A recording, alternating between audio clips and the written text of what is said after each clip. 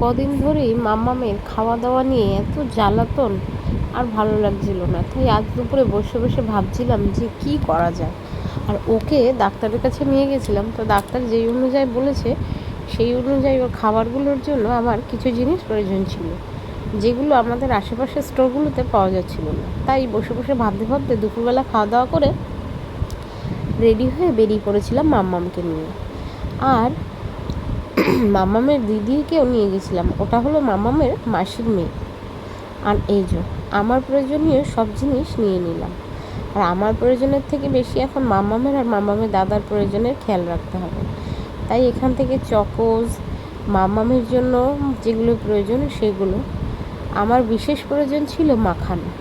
আর একবার ওখানে গেলেই আমি যেটা দরকার তার থেকে বেশি জিনিস নিই। আর এই যে দেখো মধু, ভাবছিলাম মধুটাও নেব। তারপরে আমি ভাবলাম না, আমার ঘরে তো অনেক মধু আছে, কারণ মাম্মামের জন্য আগে থেকেই আমি অনেক মধু এনে রেখেছি। আর এখন মাম্মাম ছাড়া মধুটা আমাদের ঘরে কেউ খাচ্ছে না। মাম্মামের দাদাকে খাওয়াই যখন ওর ঠান্ডা লাগে, ও খুব বেশি একটা পছন্দ করে না, কারণ মধু নাকি ওর ভালো লাগে না, গন্ধ লাগে। আমারও ভালো লাগে না মধু খেতে, তাই আর নিলাম না। আর প্রয়োজনের থেকেও অনেক বেশি জিনিস নিয়ে ফেলেছিলাম। আর এত শপিং করতে করতে এত কিছু নিয়েছি, আর ওখানে গেলে না আমি একটা ছেড়ে 10টা নিয়ে নিই। আর আমি জানি আমি না, শুধু সবাই এরকম করে, কারণ খাওয়ার জিনিস যারা খেতে ভালোবাসে, খাওয়ার জিনিস কাছে থাকলে একটা ছাড়া 10টা নেয়। আর দেখো এখানে কিন্তু খুব ভালো, আমি জানি না কতটা দেখা যাচ্ছে, খুব ভালো ভালো অফার চলছিল, তাই আরও বেশি করে নিয়ে নিয়েছি অনেক জিনিস।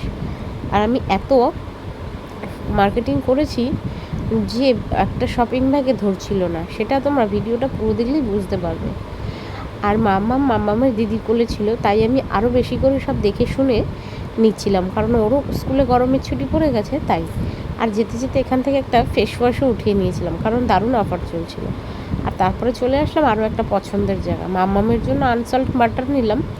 আর এখানে দেখো আইসক্রিম, দই, লাসি সবই ছিল। আমি ওখানে দাঁড়িয়ে একটা লাসি খেয়েও নিয়েছিলাম বিল্ডিং করিয়ে, কারণ এত গরম ছিল আর ওখানটা যেহেতু ঠান্ডা ছিল। আর দেখো এত মার্কেটিং করেছি যে একটা ব্যাগে ধরছিল না, তাই এই দিদিটা বলছিল, ও তো ওখানে গুছাচ্ছিল, তাই বললো ম্যাডাম দিন ব্যাগটা, আমি ধরছি, আপনি আরেকটা ব্যাগ নিয়ে নিন। আর আমিও একটা ব্যাগ নিয়ে টপাটাপগুলো রেখে দিলাম, আর বেশ কিছু ফলও নিয়ে নিলাম ওখান থেকে। আর দেখো এখান থেকে আমার দেখতে দেখতে একটা দারুণ জিনিস চোখে পড়লো, সেটা হলো অ্যাভোকাডো।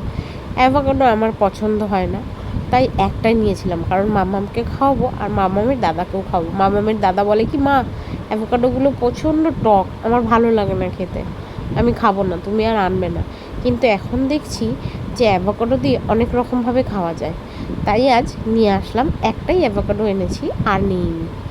আর কেমন লাগলো ভিডিওটা তোমাদের জানিও, আর অ্যাভোকাডো কে কে পছন্দ করো সেটাও কিন্তু জানিও।